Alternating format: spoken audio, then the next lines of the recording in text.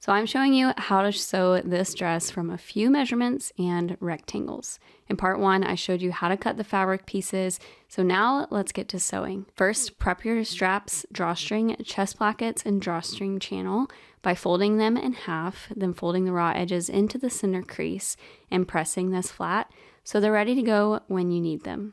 Now measure 8 inches down from the center and place your drawstring channel in the middle of the bodice piece. Fold in the short edges about 1/4 inch and sew across the top and bottom, leaving the ends open and insert the drawstring later on.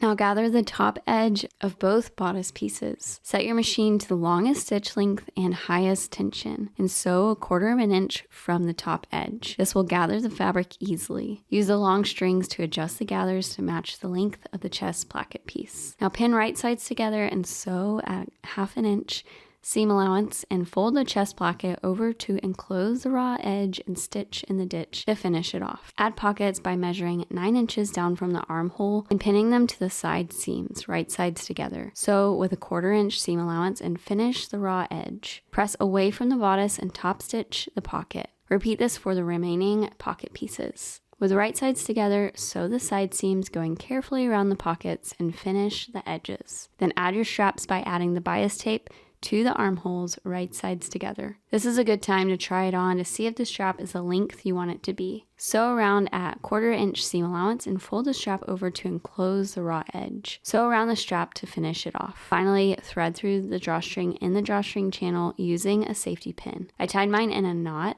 and this is where you can get creative by adding another drawstring for a bow or adding elastic to the channel instead. Hem the bottom with a double fold and top stitch to finish. And that is how you sew this simple slip dress.